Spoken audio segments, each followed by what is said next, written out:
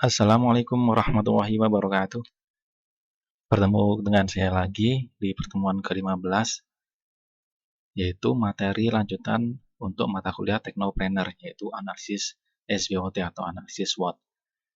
Ya, ini adalah materi pamungkas atau materi terakhir yang akan saya berikan di semester ini, di mana memang materi ini juga materi-materi yang sangat dinanti-nanti ya ketika kita memang berbicara tentang sebuah bisnis ya.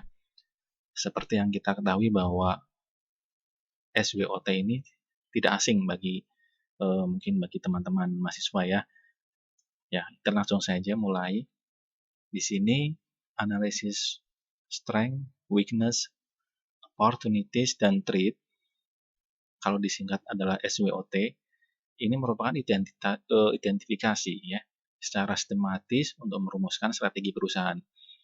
Analisis ini didasarkan pada logika yang memaksimalkan kekuatan atau kita sebut strength, kemudian untuk merebut segala sesuatu, peluang, opportunities, kemudian secara simultan dapat meminimalkan kelemahan, weakness, dan menghindarkan serta ancaman.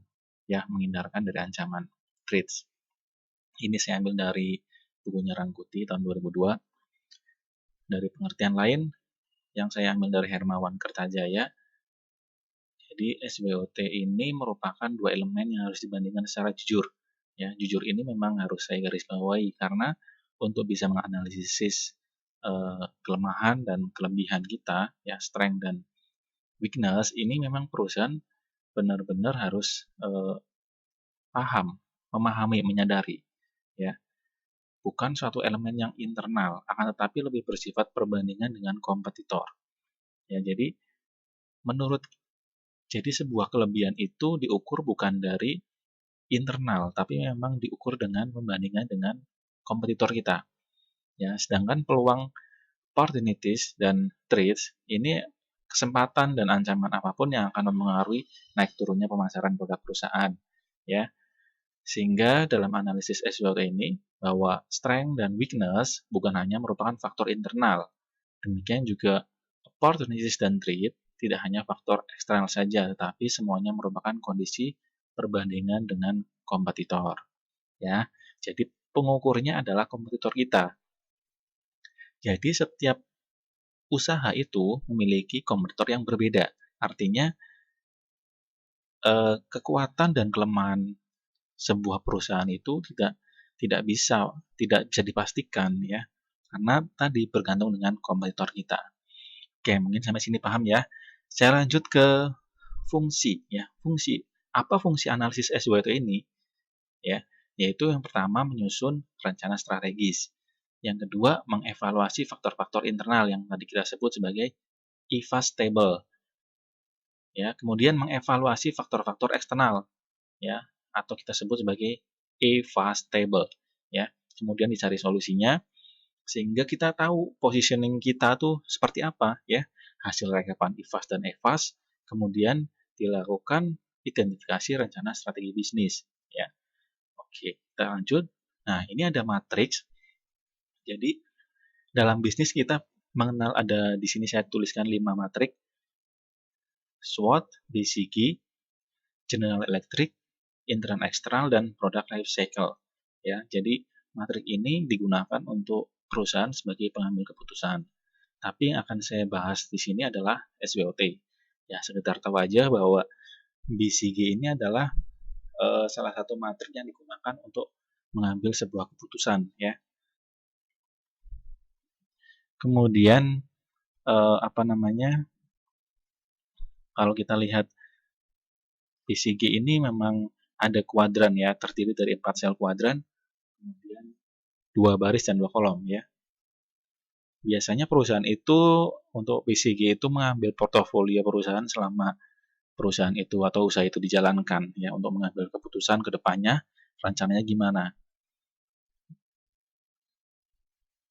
Oke, kemudian jadi BCG itu singkatannya Boston Consulting Group ya. Oke. Untuk General Electric itu salah satu pengembangan dari BCG ya. Jadi BCG itu terlalu fleksibel ya untuk sebuah bisnis ya. Sedangkan General Electric itu dikembangkan untuk bisa meminimalisir atau mengurangi tingkat fleksibilitas itu ya. Kemudian untuk internal eksternal ya, seperti yang tadi disampaikan bahwa matrik ini disingkat sebagai matrik IE ya, IE ya. Bukan Internet Explorer ya, tapi internal eksternal ya, merupakan alat perumus strategi. Nah, ini cocoknya untuk penciptaan strategi alternatif yang logis ya, memadukan hasil pembuatan matrik I if A ya, sumbu X dan sumbu Y ya. Kita bahas di materi tersendiri nanti ya. Kemudian product life cycle atau product life cycle ini adalah yang sudah pernah saya sampaikan di materi sebelumnya tentang marketing konsep dan marketing mix ya, bahwa product life cycle itu ada 4 tahapan ya. Masih ingat apa saja? Apa saja ya? Nah, kalau lupa saya buka slide-nya kembali.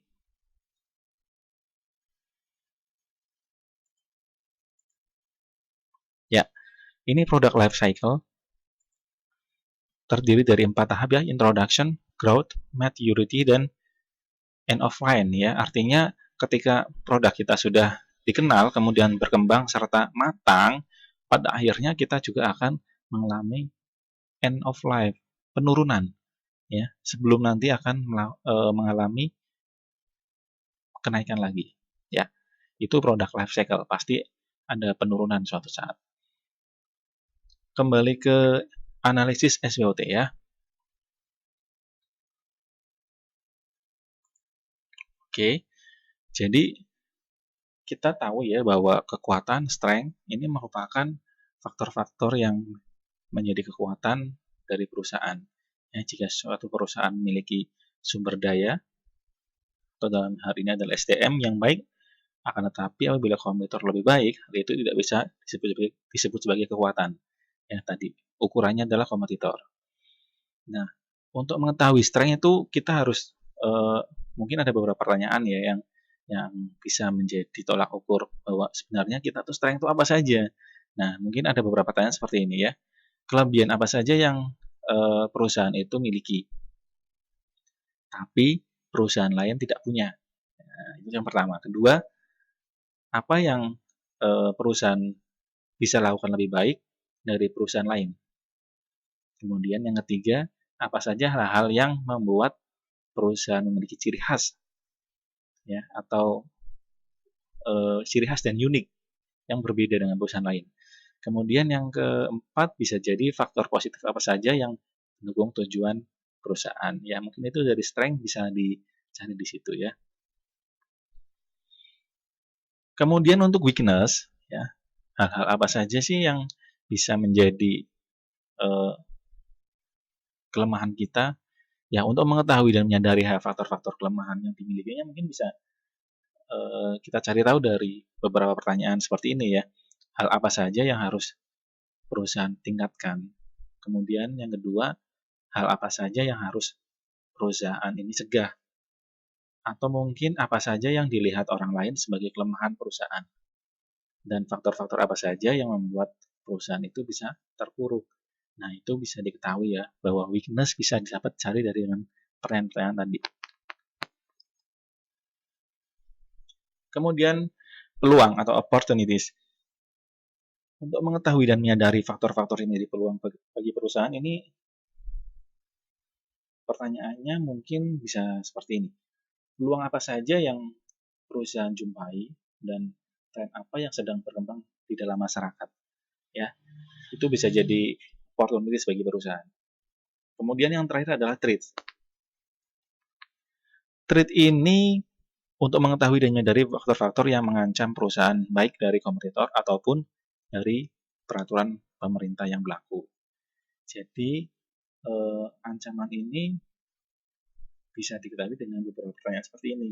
Rintangan apa saja yang perusahaan hadapi, kemudian kompetisi apa yang perusahaan khawatirkan, dan yang ketiga adalah apakah kelemahan perusahaan ini dapat menjadi ancaman serius. Ya, itu jadi beberapa hal yang bisa diketahui untuk ancaman ini ya. Dari SWOT tadi, positioning ini kita bisa dapatkan dengan pernyataan akan identitas suatu produk jasa, ya, perusahaan, lembaga, orang, bahkan negara yang bisa menghasilkan keunggulan bersaing di benak orang yang ingin dicapai. Ya, jadi kita tahu posisi kita, kelemahan kita itu apa, kekuatan kita apa, tadi peluang dan ancamannya seperti apa. Nah, analisis ini sebenarnya punya banyak sekali manfaat ya. Ini saya mungkin tuliskan 4 ya. Mungkin banyak banyak lagi ya yang bisa kita ambil dari situ. Yang pertama adalah mengetahui posisi secara jelas di tengah pasar maupun terhadap kompetitor. Yang kedua, memperoleh dasar untuk bertindak dalam mencapai tujuan perusahaan. Dan ketiga, kemudian updating segala strategi yang telah direncanakan maupun yang sudah diimplementasikan sehingga nggak ketinggalan arus kondisi dunia bisnis yang sedang terjadi saat itu. Ya, kemudian mempunyai alternatif strategi cadangan dalam posisi yang genting dan maksa. Ini yang memang selalu ditekankan dalam business plan bahwa SWOT ini cukup penting ya untuk dilakukan. Bahkan untuk perusahaan sekelas pedagang kaki lima pun perlu melakukan ya. Oke, proses analisis SWOT ini tahapnya ya, ini tahapnya yaitu pengumpulan data, analisis dan pengambilan keputusan. Nah, pengumpulan datanya itu apa saja? Bisa dimulai dari tahap eksternal atau data-data eksternal seperti kompetitornya siapa saja, terus komunitas kita siapa aja, pemasoknya dari mana, kebijakan pemerintah seperti apa, dan analisis kelompok kepentingan tertentu juga kita harus tahu ya. Makanya ketika ada berita politik, kita tidak bisa menyampingkan ya. Kita sebagai pengusaha harus peka terhadap lingkungan karena ini berhubungan dengan data-data eksternal untuk analisis SWOT kita. Sedangkan ini untuk data internal bisa diperoleh dari laporan keuangan ya. Ya, jualan cilok pun harus ada laporan keuangannya kalau kita pengen maju ya. Kalau kita sering lihat nih, orang jualan cilok aja 10 tahun jualan cilok terus dengan gerobak yang sama ya. Ya, itu karena kita tidak melakukan analisis SWOT mungkin ya. Kemudian, di laporan kegiatan SDM, nah ini juga harus transparan ya. Jumlah karyawannya berapa, trainingnya bagaimana, gajinya gimana, turnover-nya, banyak sekali yang bisa diambil dari sini ya. Kemudian laporan kegiatan operasional dan laporan kegiatan pemasaran. Ini juga harus transparan juga. Nah, tadi model pengumpulan datanya adalah tabel faktor strategi eksternal, tabel faktor strategi internal, dan matrik profil kompetitif. Ya. Diagram SWOT, nah ini nanti akan saya tampilkan. Jadi diagram SWOT ini suatu gambaran berbentuk diagram Cartesius. Ya, faktor IFAS masih ingat, yaitu strength dan weakness ya, sebagai sumbu X. Kemudian faktor EVA sebagai sumbu Y, yaitu opportunities dan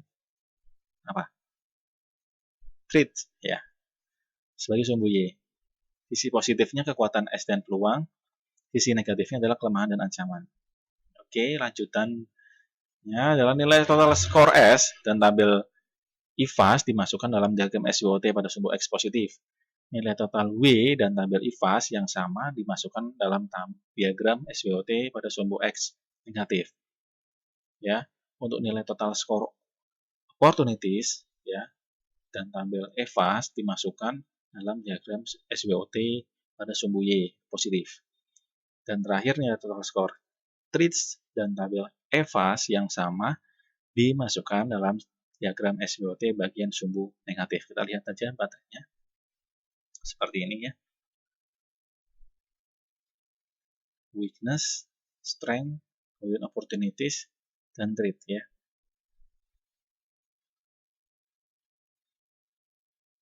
Oke, tadi dari jawaban atau penjabaran dari tadi yang sebelumnya.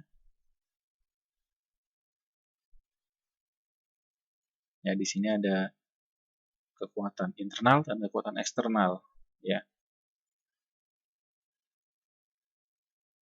Oke, jadi ada 4 kondisi di sini, ada agresif strategi kalau misalnya kita dengan kekuatan eksternal ya. Kemudian kita menangkap peluang ya, dengan strategi agresif strategi dan turn around strategi. Nah, itu juga bisa ya. Kemudian di sini untuk menyikapi berbagai ancaman ya dengan kekuatan internal maupun kekuatan eksternal. Kalau dengan kekuatan internal defensive strategi dan jika kekuatan eksternal adalah diversification strategi. Oke, saya langsung masuk di sini aja diagram SWOT. Ini ada 4 kuadran nanti ya. Kuadran 1 ini strategi yang diterapkan dalam kuadran ini mendukung kebijakan pertumbuhan agregatif ya, growth oriented strategy. Ya, nanti kita lihat aja. Kemudian kuadran 2 ini kuadran yang bermasalah ya, strategi yang digunakan mendukung strategi turnaround. Kuadran 3, strategi yang digunakan adalah bersifat bertahan, defensif, ya, dengan melakukan pergantian bisnis atau mengkhususkan segmentasi pasar. Ya, cocok banget nih kuadran 3 dengan situasi saat ini ya, pandemi COVID-19 ya, di mana semua perusahaan mengalami kerugian ya. Bertahan aja sudah untung. Nah, ini yang dilakukan jika kita dalam situasi seperti ini adalah di kuadran 3 ya, defensif ya, dengan melakukan pergantian bisnis, bisa tadinya jualan sembako jualan baju, sekarang jualan masker ya, kain-kainnya dibuat masker semua, contohnya seperti itu. Yang biasanya jualan es sekarang jualannya hand sanitizer ya, itu namanya defensif. Kemudian di kuadran 4 ini adalah strategi yang digunakan adalah diversifikasi, pengadaan produksi yang dihasilkan perusahaan guna memperluas pasar. Jadi tadi ini juga salah satu strategi yang untuk mengatasi situasi pandemi seperti ini ya. Jadi selain jualan minuman tapi jualan hand sanitizer, atau tadi mungkin saya lihat di toko-toko baju ya, juga toko baju anak tapi juga jualan hand sanitizer, atau mungkin mereka jualan online free ongkir dan dapat hand sanitizer free-nya. Luar biasa, itu namanya diversifikasi ya. Ini matrik TOS atau SWOT sama ya dibalik. Kemudian kita lihat di sini ada faktor IFAS dan EFAS ya. Sebenarnya yang pojok kiri pojok kiri atas ini juga dikosongkan nggak apa-apa sih. Nah, di sini ada, kalau kita lihat di atas ada strength dan weakness, IFAS-nya, kemudian sebelah kiri adalah opportunities dan threats ya, ancaman. Kemudian tadi udah saya sampaikan di kuadran 1, 2, 3, 4 ya, masing-masing penjelasannya udah saya tulis. Nah, ini saya contohkan adalah perusahaan Acer ya. Tahu Acer ya? Ya, perusahaan elektronik. Mungkin kalau teman-teman ya taunya laptop ya, Acer. Kemudian di sini saya tuliskan strength-nya, itu brand ini telah dimiliki Acer ya. Dukungan infrastrukturnya cukup, kemudian produk-produk yang diminati masyarakat ya. Wildcat Company, market growth-nya tinggi, culture serta komitmen yang baik, sumber daya yang bagus, manajemen perusahaan yang baik pula. Ya, ini kekuatannya Acer seperti itu. Ya, tadi kekuatan perbandingannya dengan kompetitor. Kalau kompetitornya lebih baik, tidak bisa dimasukkan ke dalam strength. Ya. Kemudian geser ke kanan, weakness. Nah, ini jumlah service center-nya memang kurang ya dibandingkan dengan perusahaan sebelah ya. Inisialnya A ya. Inisial akhirnya adalah S. Ini jumlah service center-nya jauh ya. Kemudian jumlah elite partner sedikit ya. Jumlah elite partner juga sangat sedikit kalau Acer. Opportunities-nya di sini adalah meningkatkan market share, ya, adanya teknologi IT baru, pasar notebook meningkat, pasar netbook pun meningkat pula. Ya, ini peluangnya. Ya. Kemudian ancamannya adalah kompetitor yang semakin banyak, perang harga yang luar biasa ya, laptop yang murah banyak sekali. Kemudian image yang agak menurun lagi, banyak keluhan kerusakan dari customer ya, ini juga image ancaman juga ya. Nah, strategi-strategi yang saya tulis tadi di kuadran 1, 2, 3, dan 4 akan saya tuliskan di sini ya. Strategi SO karena dia ada di perpaduan antara strength dan opportunity, yaitu meningkatkan penjualan notebook. O3 itu artinya kita lihat di kolom opportunity sini ya. Di sini O3 adalah pasar notebook meningkat. O1 meningkatkan market share. S1 dukungan infrastruktur yang memadai. Ya, jadi strategi-strategi ini dilakukan sesuai dengan keadaan yang dimilikinya, strength dan peluangnya ya. Makanya kalau kita punya usaha, ya kita harus ada di kuadran mana? Kalau situasinya lagi seperti ini ada di kuadran 3 dan 4 ya.